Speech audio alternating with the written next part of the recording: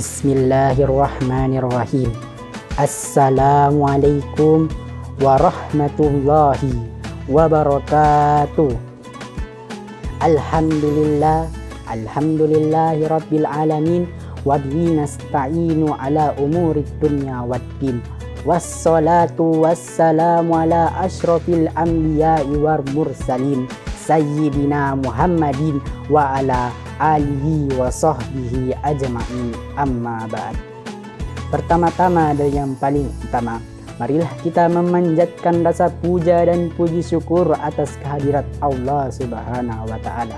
Salawat berantaikan salam tak lupa kita sanjungkan kepada junjungan Nabi kita, yakni Habibana wa Nabiyina wa Syafi'ina wa Maulana Muhammad sallallahu alaihi wasallam.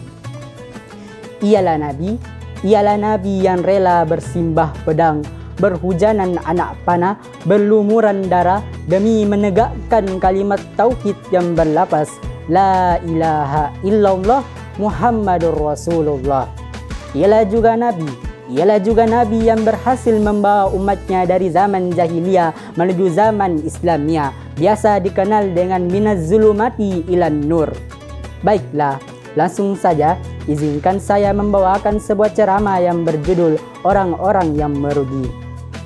Diceritakan, suatu ketika para sahabat sedang berkumpul dengan Rasulullah. Rasulullah mengajukan satu pertanyaan kepada para sahabat. Rasulullah berkata, Atadarunal muflisa? Siapakah orang yang tidak beruntung? Siapakah orang yang merugi? Siapakah orang yang bangkrut itu, wahai para sahabatku? Lalu salah satu sahabat menjawab, Ya Rasulullah, al-muflisa fina man la dirhamun wala mata'un.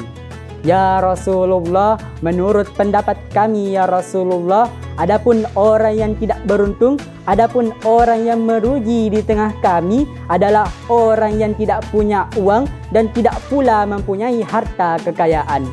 Mendengar jawaban tersebut, Rasulullah tersenyum lalu menjawab, Lah, bukan itu orang yang tidak beruntung, bukan orang yang tidak punya uang, bukan pula orang yang tidak punya harta kekayaan.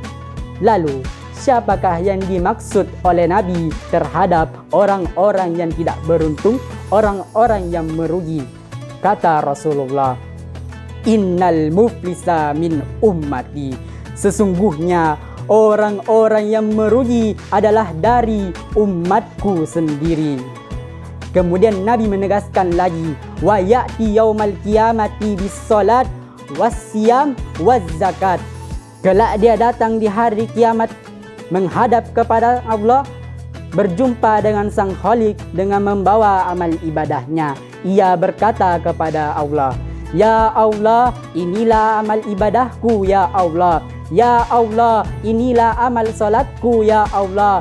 Ya Allah, inilah pahala puasa dan zakatku. Tak dapat dipungkiri, memang ketika di dunia dirinya memang ahli ibadah. Dirinya sering melaksanakan solat, sering berpuasa, baik puasa sunnah maupun puasa di bulan Ramadan, selalu membayar zakat dan selalu bersedekah. Sahabat man satu polewali mandar yang berbahagia, sayang kata Nabi, di lain pihak ketika dia datang menghadap kepada Allah membawa amal ibadahnya, di lain sisi dia juga datang membawa sebuah kesalahan atau dosa. Dosa apakah yang dimaksud oleh Nabi? Kata Nabi, Wa ya'ti qad syatama haza wa qadhafa haza wa akala mala haza wa syafaqad dama haza wa daraba haza. Namun ketika di dunia dirinya juga pernah memfitnah si A, pernah mencaci maki si B, memakan harta fulan, membunuh, memukul orang lain tanpa alasan yang benar.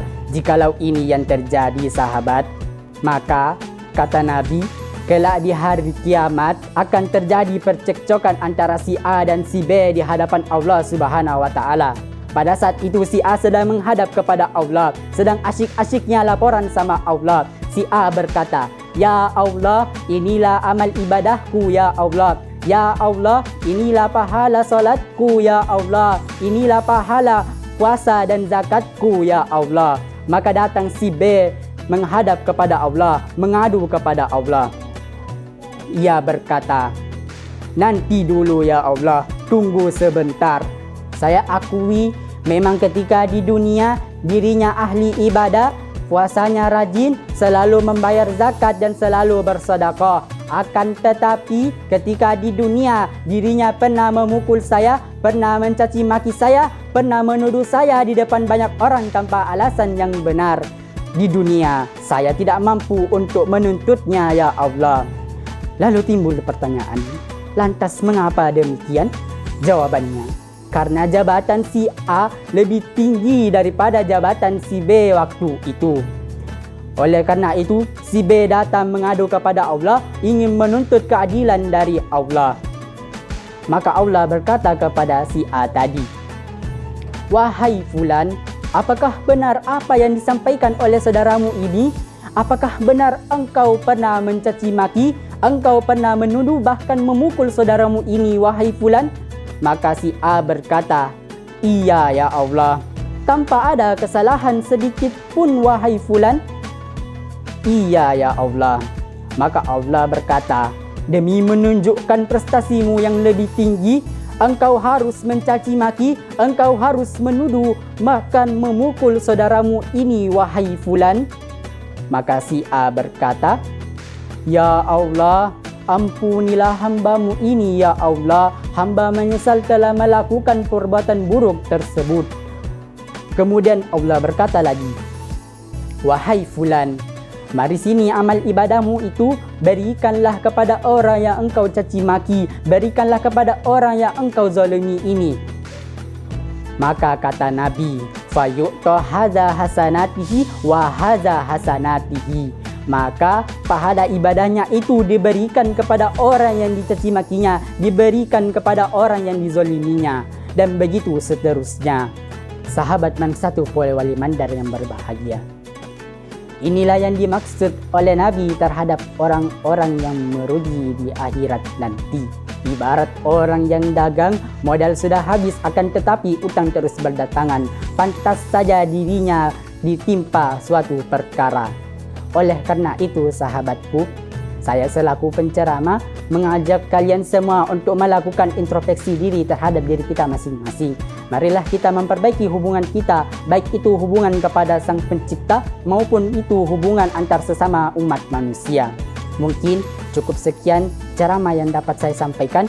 Kurang dan lebihnya mohon dimaafkan. Wabillahi taufik wal hidayah. Assalamualaikum warahmatullahi wabarakatuh.